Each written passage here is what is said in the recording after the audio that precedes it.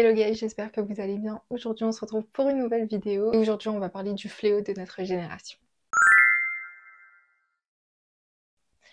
J'avais envie de faire une vidéo qui parle de plein de choses différentes, mais ce sont des choses qui aujourd'hui empêchent la Gen Z d'avancer et qui ont également empêché les générations avant nous d'avancer et qui empêcheront les générations suivantes d'avancer. Et en fait, toutes ces choses dont on va discuter aujourd'hui, ce sont des choses qu'on se trimballe de génération en génération, qu'on accumule des fois et qui sont extrêmement négatives parce qu'en fait, elles nous affaiblissent, elles nous rendent extrêmement faibles. Et littéralement, le fait que cette faiblesse se développe de plus en plus, c'est ça qui devient le fléau de notre génération. Dans le sens où, imaginons que vos parents ont été abusés par leurs grands-parents. Alors, ça peut être de la violence physique, comme verbale, comme peu importe ce que c'est, mais ça reste de la violence. Et en fait, ça a laissé des séquelles. Malheureusement, eux, s'ils ne guérissent pas de leurs séquelles, ils vont vous les transmettre. Et ainsi de suite. Et vous allez peut-être les transmettre. Et en fait, il y a un truc dans les traumas, dans la violence, dans l'environnement, dans les habitudes qui se transmet de génération en génération et qui est complètement négative et néfaste et qui fait que vous allez avoir plein de bâtons dans les roues pour avancer dans votre vie à partir du moment où vous ne prenez pas la décision de changer ça, de travailler sur vos blessures, de travailler sur vos traumas. Il faut savoir aussi un truc, c'est que les traumas, notamment les traumas qui émettent de vrais chocs émotionnels et des séquelles très profondes, peuvent se transmettre de génération en génération au travers de l'ADN. Peut-être que vous allez avoir dans votre ADN quelque chose que vous avez récupéré de vos parents et en fait vous n'allez pas avoir d'effet par rapport à ça, mais peut-être que vos enfants vont avoir des effets par rapport à ça. Ça veut dire que ça peut sauter des générations. C'est quelque chose de très très important que de développer la force nécessaire de travailler sur ces blessures. Parce que malheureusement aujourd'hui, les gens en fait ils sont trop dans le confort d'être malheureux, d'être blessés, d'avoir le cœur brisé. Ils sont trop dans le confort de accepter en fait la misère, sauf qu'en fait la misère ce n'est pas acceptable. Au bout d'un moment ce n'est pas possible d'accepter la misère. Au bout d'un moment vous n'allez pas pouvoir continuer toute votre vie avec des traumas que vous trimballez encore et encore. Comme je vous ai déjà dit, on n'ouvre pas de nouvelles portes avec d'anciennes clés. Ça veut dire que ces anciennes clés, qui sont des choses qui vous ont blessé, peu importe ce que c'est, et vous devez les laisser, vous devez travailler dessus, vous devez les revivre pleinement, mais vous devez surtout les laisser. Sinon, vous n'allez jamais réussir à avancer dans votre vie. Et c'est pour ça aujourd'hui que c'est le fléau de notre génération, parce qu'on se dit qu'on va continuer d'aller de relation en relation comme si de rien n'était, continuer à parler aux membres de nos familles qui nous ont blessés comme si de rien n'était. Et en fait, il y a un jour où ça va vous rattraper et peut-être qu'il sera trop tard. Peut-être que, je sais pas, dans une famille, vous avez grandi, vous avez eu toujours des problèmes avec un de vos parents. Imaginez que ce parent, il décède. Vous allez toujours l'avoir en travers de la gorge, le fait que vous n'ayez jamais pu lui dire ces 4 vérités. Comment est-ce que vous allez réussir à guérir? Comment est-ce que vous allez réussir à avancer si c'est trop tard? D'une certaine manière, même s'il n'est jamais trop tard, même si la plupart du travail, c'est à nous de le faire, 95% du travail, c'est à nous de le faire. Et sachez une chose, malheureusement, même si vous allez et que vous dites aux gens qui vous ont blessé leurs 4 vérités, ou que les gens qui vous ont blessé viennent vous voir, souvent, si elles s'excusent, ça va être juste pour leur gratification personnelle, dans le sens où, ok, cette personne m'a pardonné, je peux passer à autre chose dans ma vie. Elles vont pas réellement réfléchir à l'impact que ça a eu, elles vont pas réellement comprendre l'impact négatif qu'elles ont eu, elles vont juste vouloir alléger leur conscience et elles vont vous dire ce que vous voulez entendre, mais en réalité elles en ont rien à faire. C'est juste un comportement égoïste qu'elles ont parce qu'elles se disent ok si c'est juste un pardon qu'elle veut, elle va l'avoir et puis moi je pourrais continuer ma vie, on pourra redevenir amis comme si de rien n'était. Non, ne cherchez pas la validation des autres, mais ne cherchez pas non plus le pardon des autres quand vous cherchez à guérir de vos blessures. Parce que même s'ils ont été un acteur majeur de la création de ces blessures, et peut-être du fait de nourrir ces blessures et de les agrandir de jour en jour, la décision de guérir, c'est vous qui la prenez de A à Z. C'est pas eux. C'est pas le fait qu'ils vont vous dire pardon qui va changer énormément de choses. Le travail, vous devez le faire au plus profond de vous. Ça change rien qu'ils viennent vous dire pardon ou pas. Ça aura un impact minime dans le fait que vous devez travailler sur ça avant que qui que ce soit vienne vous dire pardon, et n'attendez surtout pas qu'ils viennent vous dire pardon. Ils vous ont fait subir des atrocités et vous croyez que ces personnes sont de un capables de s'en rendre compte et deux capables de venir fournir des vraies excuses sincères qui vont avoir un réel impact. Quand on fait du mal et quand on n'a pas une bonne conscience, une bonne éducation sur le bien, le mal, souvent il y a des personnes qui s'en rendent même pas compte. Mais ce que je veux vous dire avec ces propos qui sont crus, c'est n'attendez rien de personne, même un pardon. Même si vous leur expliquez par A plus B et que vous leur montrez les faits et gestes qu'ils ont eus, qui ont été mauvais, n'attendez rien de leur part. N'attendez rien de leur part. Parce que c'est un truc de se blesser soi-même, mais on est dans sa propre intimité en fait. Si j'ai envie, je peux m'insulter du matin au soir, je peux me frapper, je peux me rabaisser. C'est d'une extrême violence. Je peux le faire face à moi, mais face à quelqu'un d'autre, est-ce que j'aurai la force et le courage et le vice nécessaire pour aller faire ça? Le fait de faire du mal à quelqu'un d'autre, c'est tellement grave, mais ça a tellement été normalisé dans la société, mais ce n'est pas normal. C'est extrêmement grave que de n'avoir aucun contrôle sur soi-même au point de faire vivre aux autres des atrocités et de les traumatiser à jamais, que ce soit eux, mais aussi les générations suivantes, parce que ça va se transmettre dans leur ADN. Il est extrêmement important que pour que vous avanciez dans votre vie pleinement et sereinement, et que vraiment vous viviez et non pas que vous soyez en train de survivre, en train de constamment vous battre avec vous-même, même si à un moment donné vous allez devoir vous battre avec vous-même.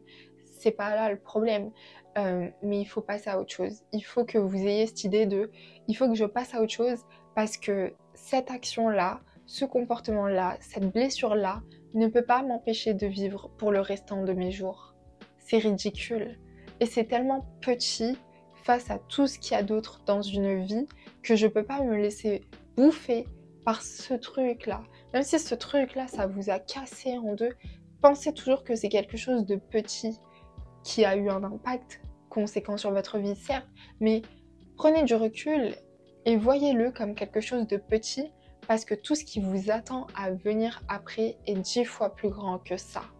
Et une fois que vous aurez guéri de vos blessures et guéri de vos traumas, croyez-moi que quand vous allez repenser à vos blessures, vos traumas, etc., vous allez voir ça, mais tellement minuscule, mais minuscule, parce qu'en fait, vous allez vous dire, ok, c'était l'enfer, ok, c'était le chaos, ok, j'ai été déchirée, j'étais au plus bas, et j'ai cru que j'allais pas m'en sortir, mais, je l'ai fait. Et aujourd'hui, je vis ma vie pleinement, j'avance, je développe de nouveaux projets, j'entreprends des choses, je suis heureuse dans ma vie. Et en fait, ça, c'est du passé. Et là, réellement, vous arrivez à vous détacher des choses. Et là, réellement, vous arrivez à avancer dans votre vie. Et je vous le dis, mais je l'ai moi-même vécu, je me suis trimballée avec des traumas, j'en ai eu de nouveaux, et plus l'éveil spirituel qui vraiment n'aide pas, mais qui aide d'une certaine manière, dans le sens où j'ai dû travailler sur ça, j'ai dû retourner dans ma mémoire, redécortiquer chaque chose qui s'était passée, chaque blessure que j'ai eue, etc. Et en fait, ça m'a aidé de plus en plus à passer à autre chose.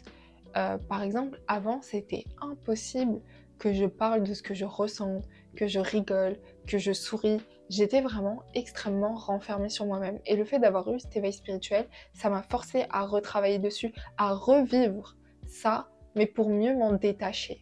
Alors, je vous dis pas que vous avez besoin d'un éveil spirituel pour vous détacher de vos traumas, pas du tout, mais vous devez travailler dessus. C'est ça qu'il faut que vous reteniez. Ne soyez pas lâche face à vous-même. Ne soyez pas faible face à vous-même. Il faut absolument que vous travailliez sur ce qui vous a blessé. Et ça, c'est la plus grande preuve de maturité que vous puissiez avoir. N'attendez pas à ce que qui que ce soit vous félicite. N'attendez pas à ce que qui que ce soit le remarque non plus. Mais le plus important, c'est votre regard sur vous-même, votre vie. Parce que dans tous les cas, dans la vie, vous allez évoluer. Aujourd'hui, vous avez un cercle d'amis. Demain, vous en aurez un autre. ils vont pas savoir les mêmes choses sur vous, ils vont pas voir les mêmes versions de vous. Il faut absolument que vous ayez un regard sur votre propre évolution et vous vous dites, bah en fait, ça fait 10 ans, je me trimballe avec les mêmes traumatismes, les mêmes problèmes que j'arrive pas à régler. Il serait peut-être temps que je commence à travailler dessus parce qu'en fait, c'est en train de me pourrir la vie, ça m'a déjà pourri 10 ans de ma vie et j'ai encore plein de belles choses à voir et à faire. Il est hors de question que ça me pourrisse le reste de ma vie. Et les gens qui ont subi de la violence intrafamiliale le savent très bien ça, parce qu'en fait, elles supportent pas le fait de refaire vivre ça à leurs propres enfants. En général, ce sont les parents de demain qui sont de bons parents, parce qu'ils ont vu et ils ont subi tout ce que leurs parents leur ont fait subir et c'était mal. Et ils se sont jurés de ne plus jamais le refaire avec leurs enfants. Eux ont décidé de casser ça. Il y a des gens, malheureusement, ils vont pas s'en rendre compte et ils vont jamais vouloir casser ça parce qu'en fait, ils s'en rendent pas compte forcément. Quand tu te rends pas compte de quelque chose, quand tu te mens à toi-même, tu peux pas avancer, tu peux pas résoudre les problèmes, tu peux pas guérir. Donc en fait, ils se rendent pas compte de ça et ils vont reproduire les mêmes schémas sur leurs enfants, etc., etc. Je sais que dans le fait de travailler sur ces traumas, il y a aussi la question de pardon qui est essentielle. Et en fait, je suis désolée, mais ça a des limites. Je sais qu'il faut pardonner, je sais qu'on n'est personne pour ne pas pardonner et que même Dieu pardonne. Alors nous, petits êtres humains, on doit pardonner. Mais ce que je veux dire, c'est qu'au bout d'un moment, on est des êtres humains, on a chacun un libre arbitre. Si tu es conscient d'une certaine chose qui est néfaste pour toi, pour les autres, que tu décides d'être aveugle, que tu décides de ne pas travailler dessus, que tu décides de faire souffrir les autres, que tu décides en fait que c'est pas grave de souffrir soi-même et de faire souffrir les autres, volontairement, je suis désolée, je te pardonne parce que j'ai besoin d'avoir ma conscience, mais dans le fond, je n'oublierai jamais et dans la vraie vie, je ne côtoie pas ce genre de personnes-là. Je ne veux pas de ce genre de personnes qui se voilent complètement la face et qui en arrivent à être horrible avec soi et avec les autres et on a beau vouloir les aider, vouloir leur dire et on le fait, bah elles veulent rien entendre. Et ben en fait je suis désolée, mais ces personnes-là quand elles finissent par se retrouver seules, c'est bien fait parce que vous l'avez cherché. Ces personnes-là quand elles se retrouvent sans rien, bah c'est bien fait parce que vous l'avez cherché. Au bout d'un moment, vous ne pouvez pas aider les gens qui ne veulent pas s'aider eux-mêmes. Moi, j'ai aucun regret d'être partie, de partir. Je l'ai déjà fait une fois, je peux le refaire 10 000 fois. À la fin, vous choisissez qui? Vous choisissez la personne qui a déjà fait 70% de sa vie ou vous décidez de vous choisir vous et de vous concentrer sur vous parce qu'en fait, bah, vous avez encore rien accompli et vous commencez déjà avec une maison effondrée. Vous décidez quoi en fait? De continuer d'essayer de réempiler les briques une par une? Il faut quitter l'environnement toxique. On ne peut pas grandir dans l'environnement qui nous a détruits. Il faut que vous partiez, il faut que vous vous détachiez, il faut que vous vous libériez, il faut que vous vous découvriez. Mais il faut absolument que vous travaillez sur vos traumas. Parce que si vous faites tout ça sans travailler sur vos traumas, ils vont finir par vous rattraper et ils vont finir par vous hanter. Et vous allez vous sentir comme une personne maudite, alors que pas du tout. Dites-vous que tout ce qui vous fait souffrir aujourd'hui, c'est pas là parce que on a décidé que ça allait être vous sur qui on allait taper. Non, c'est là parce que vous avez un potentiel de grandir, vous avez un potentiel de subir ça et de pouvoir passer au-delà. Mais aujourd'hui, on est tellement faible qu'on se contente de vivre dans la misère et dans la souffrance, alors que travailler sur nos blessures, sur nos ruptures, voilà, travailler sur tout ça, et ben en fait, ça va nous apporter tellement par la suite. Et des fois dans la vie, ça n'attend que ça. Des fois, votre vie, elle n'attend que ça. Que vous travaillez juste sur ce petit truc-là pour vous offrir tout ce qu'elle a à vous offrir. Clairement. Je connais pas des personnes qui ont eu des enfances de merde et qui sont devenues des merdes. Genre, non. à 80% du temps, ces personnes-là, elles sont devenues des personnes formidables parce qu'elles ont compris que là, aujourd'hui, elles souffrent, mais demain, dans plusieurs mois, dans plusieurs années, bah, il est hors de question qu'elles continuent de souffrir en fait. La vie, ok, c'est bien, on doit apprendre, on doit grandir, on doit mûrir, mais on doit aussi vivre et aimer et sourire et rire et, euh, et non, la vie n'est pas faite que de souffrance. Accepter de vivre, accepter de revivre, accepter de pardonner, accepter le fait de partir et de ne plus jamais revenir. Mais choisissez-vous avant toute chose parce que il n'y a personne qui va faire le travail à votre place. Face à ça, vous êtes seul. N'ayez pas peur de guérir de vos traumas. Soyez enthousiaste parce que tout ce qui vous attend par la suite, c'est 10 000 fois plus beau que le trauma en lui-même, même s'il aura été atroce. N'oubliez pas que si vous ne travaillez pas sur vous-même, l'abusé devient l'abuseur, le manipulé devient le manipulateur, et ainsi de suite. Parce qu'en fait, ces personnes-là, elles ont grandi dans ça, elles ont vécu ça, elles ont souffert de ça, et en fait, elles se disent, mais si cette personne qui m'a fait du mal a pu avoir ce qu'elle voulait et a pu être satisfaite par ma souffrance, pourquoi est-ce que moi aussi je ferais pas comme elle?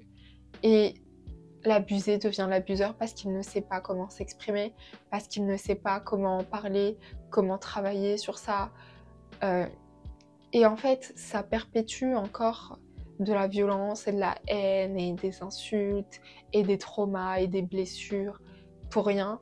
Et je pense qu'il y a tellement plus de problèmes dans le monde qui sont tout autant légitimes que les vôtres, que vos petits problèmes personnels. Mais il ne faut pas que vous vous disiez que c'est la fin du monde parce que vous avez un problème, parce que vous avez une blessure, etc. Non, acceptez-le, passez outre, travaillez sur vous-même, travaillez sur vos blessures, essayez d'apprendre, de grandir, de mûrir. Et c'est la vie, en fait. Mais vous ne pouvez pas arrêter de vivre parce que vous avez été blessé. En fait, la vie continue. Imaginons que quelqu'un décède dans votre famille, bah, je suis désolée, la vie continue. Cette personne-là est partie de votre vie, mais vous, votre vie, elle ne s'est pas arrêtée. Vous, vous êtes toujours en vie. Vous allez continuer à aller au travail, vous allez continuer à voir vos amis, même si c'est pas tout de suite. Vous allez prendre un certain temps pour faire votre deuil, mais le deuil n'est pas éternel. Au bout d'un moment, il faut passer à autre chose. C'est bien d'être dans le mal, dans le sens où vous négligez pas vos émotions, peu importe qu'elles soient positives ou négatives, mais rester dans le mal trop longtemps, c'est extrêmement négatif et ça vous bouffe la vie. Donc il faut absolument que vous écoutiez toutes vos émotions, mais que vous sachiez aussi, bah, vous dire, ok, là, ça suffit, on passe à autre chose. J'ai été triste assez longtemps, ma vie continue et je suis en train de rater plein d'autres opportunités, donc il faut vraiment que je passe à autre chose et que je me réveille. Parce que sinon, dans tous les cas, je vais me réveiller, mais est-ce que je décide de me réveiller moi doucement ou est-ce que je décide que c'est la vie qui va venir me mettre une énorme gifle dans la gueule quand il sera peut-être trop tard? Faites votre choix. Mais personnellement, le choix, il est vite fait. Pour conclure, ne soyez pas faible, dans le sens où ne voyez pas chaque problème comme étant le dernier des problèmes sur Terre. Soyez fort, ayez du courage, ça demande du courage, ça demande de la force, ça demande beaucoup de choses, mais c'est pas impossible. Il y a des gens qui le font et vous devez le faire. Vous savez, c'est comme cette phrase qui dit on t'enverra toujours les mêmes personnes qui te feront les mêmes blessures avec les mêmes histoires pour que tu retiennes et que tu apprennes la leçon. Donc autant que tu l'apprennes dès le premier coup, parce qu'en fait, dans tous les cas, Dieu et l'univers, il va pas vous lâcher avec ça tant que vous l'aurez pas compris. Donc, plus vite vous le comprenez, plus vite vous avancez dans votre vie. Alors, on ne dit pas qu'il faut précipiter les étapes, pas du tout. De toute manière, ça prendra le temps qu'il faut prendre, mais la décision de commencer à guérir sur ces blessures, il faut la prendre. Il faut passer à autre chose. Vous pouvez pas limiter votre vie à la souffrance et à la misère et au chaos. C'est pas possible.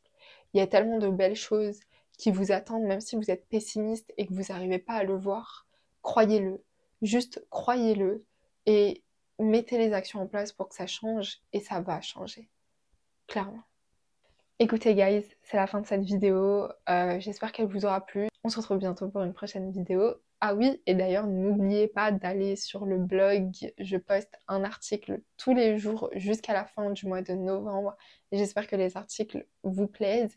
Et comme je vous ai dit, à partir du coup de décembre, ça sera un article par semaine sur des thématiques un petit peu différentes que ce qu'on aborde en vidéo. Donc voilà, prenez soin de vous et je vous dis à très bientôt pour une prochaine vidéo. Ciao,